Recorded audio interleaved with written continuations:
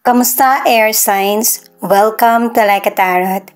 Alamin natin kung anong bagong kapalaran ang magbubukas sa buhay mo. Ano yung inihahanda ng universe para sa ikakabuti ng buhay mo.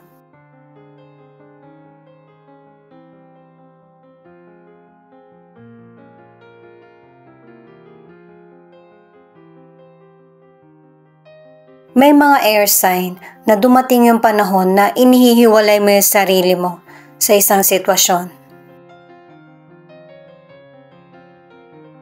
Marami kang iniisip at gustong bigyan ng solusyon. May mga person din na humihingi ng tulong sa iyo na hindi mo matanggihan. Posible na patuloy mo pa rin itong tinutulungan at ito yung nagiging hadlang, kumbaga sa growth mo. Posible rin na desisyon ito na nagkakaroon na ng pagkalito sa iyo kung ano ba yung dapat mo talagang i-focus or gawin. Kaya ang ilan sa inyo, ibang direksyon ang tinatahak mo. Hindi mo muna inuuna yung sarili mo. Yung energy na hindi para sa'yo ay nasasayang yung oras mo. Napapalayo ka na sa totoong plano mo or totoong destinasyon mo sa buhay. Kung patungkol man ito sa karir mo, sa negosyo, sa family mo, unti-unti mo itong balansehin para maibalik yung totoong landas na para sa iyo na may kasiyahan. Nakaranas or nararanasan mo yung matinding kapigatian or betrayal. Ang ilan kasi, obligasyon ang nagiging maling energy na napupunta sa iyo. Ang iba naman, yung mga negative energy na mula sa ibang tao. Nag-iiwan yan ng marka sa paligid mo o sa bahay mo kung pinuntahan ka man niya. Merong person na susuyuin ka or kakausapin ka, pwedeng family member, person mo, or friends. May mga sitwasyon kasi sa family mo, sa trabaho mo, sa negosyo, na unfair or hindi patas sa iyo. Yung positive energy mo nakukuha nung mga maling person na nakakasalamuha mo. Kaya nakakaramdam ka ng kapaguran, pagkairita or masakit yung katawan mo. Ano man ang relihiyon mo, tama yung mga lumang tradisyon na nakagawian natin na dapat nagsisimba. Para makapag-start ka ulit at mawala yung mga negatibo. Yung totoong plano mo, yung nasa isip mo, ito yung dapat mong tahakin na direksyon para meron ng bagong magbubukas na kapalaran sa iyo, yung totoong destinasyon mo. At saka kanina ko pa to napapansin na merong person na nag-i-spy sa iyo. Pwedeng kaya niya to ginagawa kasi hindi mo siya napapaliwanagan sa kung ano yung nangyayari sa buhay mo. Posibleng patungkol ito sa karir mo or sa person mo. Pero meron nang magaganap na transformation sa buhay mo pagkatapos ng 3 araw or 3 buwan. Pwedeng sinisimulan mo pa lang to or pinag-iisipan at magkakaroon ng pag-uusap patungkol sa karir mo or sa negosyo. Ang ilan sa inyo, lilipat ka ng ibang lugar or ibang bansa para sa trabaho mo. Malaki din yung posibilidad na makasama mo yung pamilya mo, kahit nasa ibang lugar ka or ibang bansa. At para sa mga single, merong person na nagkakagusto sa iyo pero hindi pa niya masabi kung ano yung feelings niya. At soon, malalaman mo ito kasi magbibigay siya sa'yo ng pahiwatig, aayain ka niya na kumain, ganun, or mamasyal, or meron siyang ibibigay sa iyo. At saka maganda rin ang ipinapakita rito pagdating sa financial. Kumbaga, magiging fruitful, abundant, yung financial na magkakaroon ka. Kumbaga, hindi mo na po problemahin yung future mo. Ang ilan sa inyo, meron ding person na matagal mo nang hindi nakausap or nakita. Magkikita kayo soon.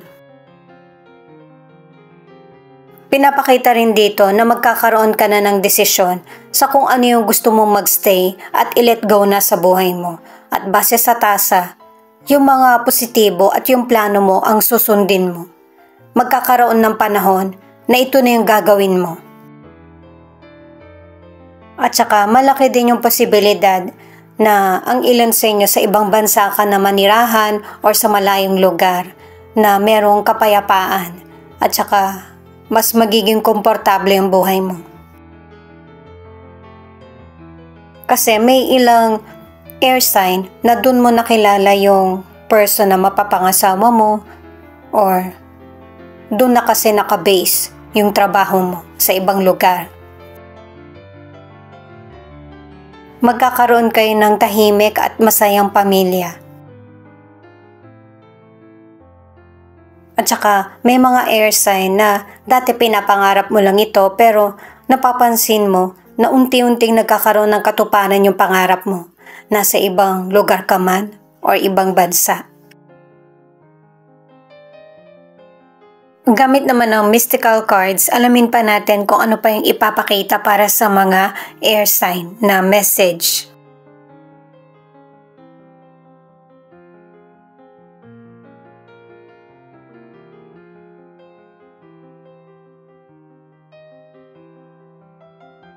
Itong unang mystical card, makakatulong sa iyo yung mag-spend ka ng time sa sarili mo. Isa rin ito sa paraan para yung mga negatibo na dumating sa iyo or ipinaramdam ay mawala. Nang maiwalay ka sa sitwasyon at ma-refresh yung kaisipan mo.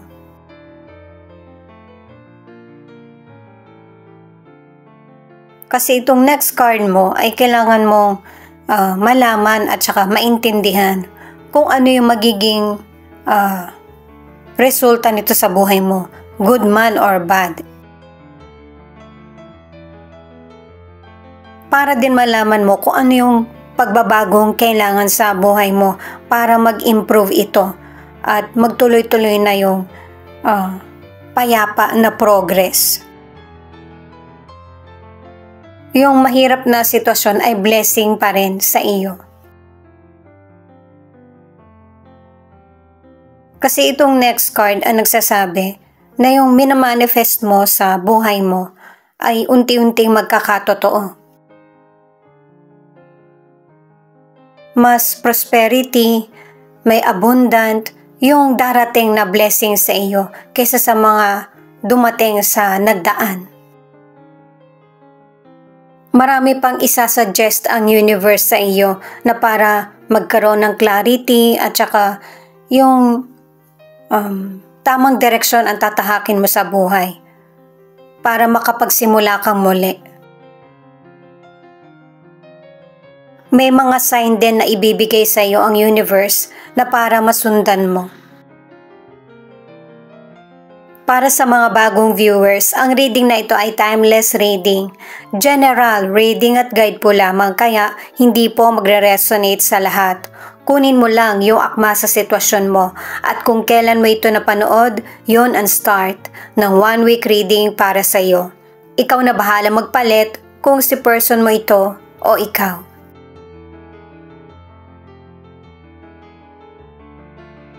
Eight of Cups, Nine of Cups, Knight of Swords. Itong mga cards na ito ay binibigyan ka kagad ng advice na mas piliin mo yung mga bagay na makakapagpasaya sa iyo, yung mga bagay na gusto mo. Mas dito mo kasi mabibigyan pansin yung kakayahan mo. Huwag mo ring hayaan na pababain yung positive energy mo ng ibang taong negatibo. Alam niya na magiging matagumpay ka. Kaya kanya sinisira. Matutupad lahat ng wishes mo at mga minamanifest base sa cards. Sa career o negosyo, nasa sa iyo yung swerte, lalo na kapag nasa kondisyon ka. May mga person na mas gusto mong magkaroon ng panahon para sa family mo, kaya ang ilan sa inyo sa bahay ka na lang nagtatrabaho o kaya nagnenegosyo.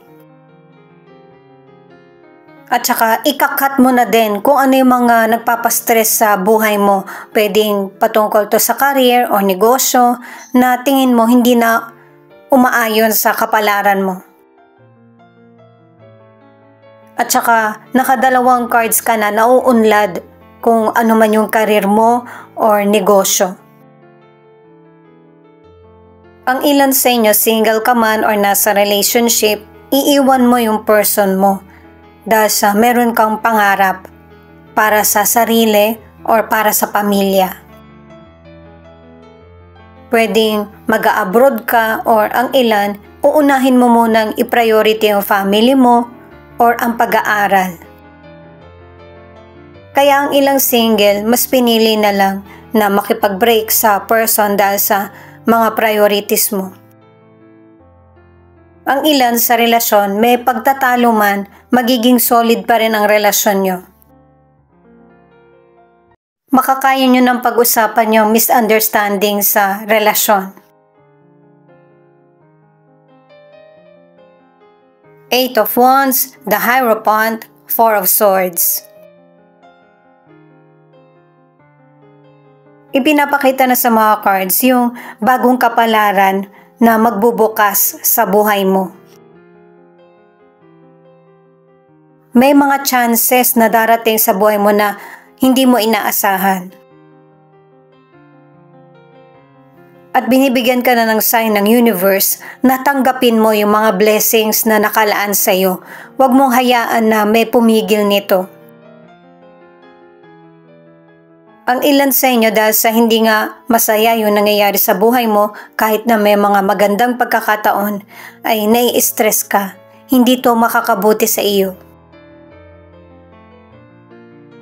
May kanya-kanya tayong buhay, kaya kailangan natin tong harapin kahit na mag-isa. At saka yung mga cards mo, hindi naman siya bad na pipiliin mo.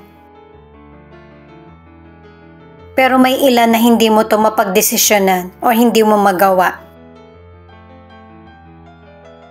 Sa financial, itong tatlong cards na ito ang nagsasabi na maganda yung magiging dating ng financial sa iyo. Magtutuloy-tuloy. Pero dahil sa kita mo yan, hindi mo kailangan sabihin ng detalyado kung ano yung naging source of income mo. Kasi may mga ilan na magkakaroon ka pa rin ng extra na pagkakakitaan. Kasi may mga ilang person na mananamantala na kung kailangan mo na ikaw naman yung mawawalan. Ang mahirap nito, na ibigay mo na yung ibang financial mo or na itulong mo na, yung para sa iyo, hindi mo alam kung kailan darating. Kaya kailangan ibalanse mo lang lahat para hindi ka mawawalan. Para sa ilan na nasa relationship, huwag mong hintayin yung person mo na siya yung kukontak sa iyo. Huwag na kayong maghintayan. Kailangan kamustahin mo siya agad kung ano nang nangyayari sa kanya. Kasi isa sa inyo yung magdududa, naaakalain na wala ng pagmamahal. May ilang single na magkakaroon ka ng maiksing relasyon, pero hindi mo na ipipilit yung sarili mo kahit na nasasaktan ka.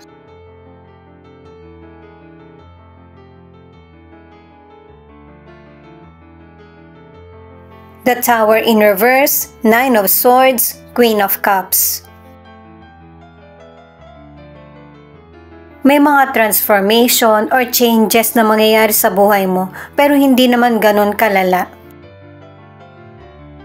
Kaya huwag ka masyadong mag-isip kasi akala mo may malaki ng problema pero kayang-kaya itong masolusyonan. At meron ding person na tutulong sa iyo, pwedeng family member, kaibigan, or person mo. Ang ilan sa inyo sa kalusugan, kung tingin mo nagiging seryoso yung nararamdaman mo sa health, ay magpatingin ka, bigyan mo ito ng pansin. At saka ang ilan sa kalusugan, ang nagiging simula ng health issues mo ay stress. Hanggat maaari ay iwasan mo ito kung tingin mo masyado ka ng nafo-focus sa mga negatibo or problem. Lalo na pinapakita sa cards na delikado yung posibleng maging sakit. Kaya huwag magpa-stress.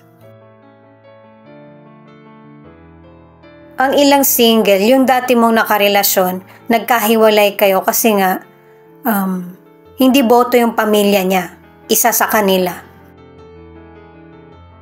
At dahil nga sa naapektuhan ka sa sitwasyon, may mga taong mananamantala na hindi mo dapat pagkatiwalaan. Alagaan mo yung sarili mo. Ito kasi yung tamang paraan na para maproteksyonan mo yung sarili mo at mapunta ka sa tamang tao. Ang ilan naman sa relationship, meron kayong misunderstanding ng person mo. Hindi rin nagiging healthy yung pag-aksyon nyo sa problem.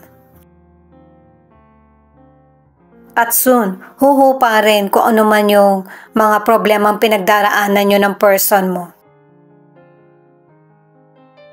Yung mga nangyaring problema sa relasyon nyo ng person mo, ito yung magiging daan na para mas lalo kayong magkalapit. Pareho na kayong magiging open at honest ng person mo sa relationship.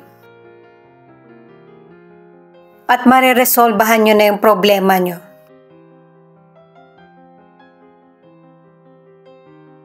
Itong Six of Wands, kung ano man ang bagong kapalaran na nagbukas sa buhay mo, nakatulong ito ng malaki sa iyo at pati na rin sa kapwa mo. Makikilala yung pagiging honest mo, at saka pagiging masipag sa karir man o negosyo. Tatangkilikin, hindi lang yung kung ano yung produktong meron ka or ano man ang kakayahan mo sa trabaho. Kumbaga, makakakuha ka ng respeto sa kapwa mo at magpapatuloy yung tagumpay mo.